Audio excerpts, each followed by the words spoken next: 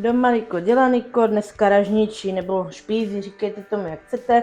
My tomu doma vždycky říkáme ražničí, i když ano, správně by ražničí mělo být připravovaný na dřevěném uhlí, což teda tady nemáme, takže klidně špízy. Já si nechám svoje ražničí a hotovo. Dělám to z vepřovýho, mám tady na to vepřovou plec. Můžete samozřejmě z kuřecího, akorát, že prostě to je za mě zbytečně suchý. Tady mám klobásku, nebo můžete použít anglickou slaninu nebo nějakou slaninu v celku a nakrájet, papriky, cibule. Samozřejmě to budeme i kořenit a tak, ale já si to jdu napřed všechno nakrájet, aby jsme se nezdržovali a pak si ukážeme, co dál s tím. Tady mám teda nakrájené to maso, mám ho na takové větší kostky, právě aby se nevysušovalo. Tady mám klobásku, papriku a cibuli.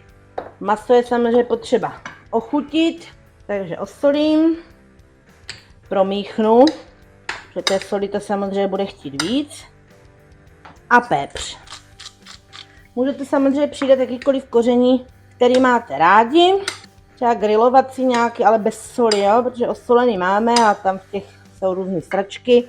Já tady mám třeba takové jedno z Německa, ono teda oni píšou na řízek, ale je to takový grilovací koření.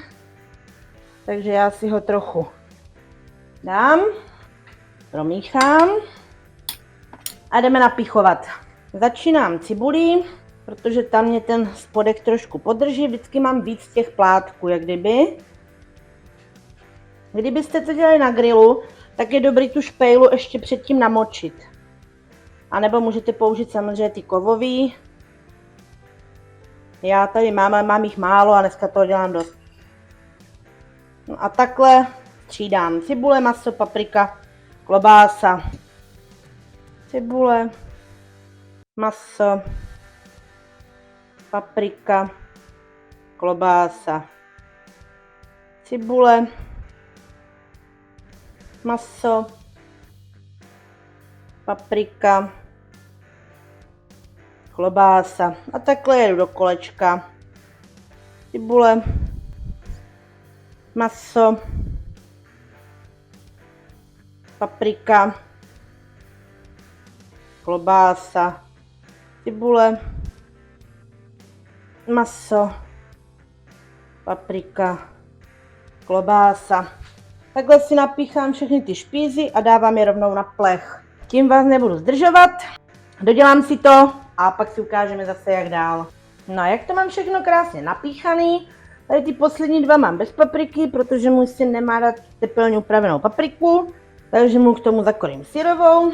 Tak jediné, co já ještě dělám, tak podlívám, ale fakt jako jenom panákem vody, trošku.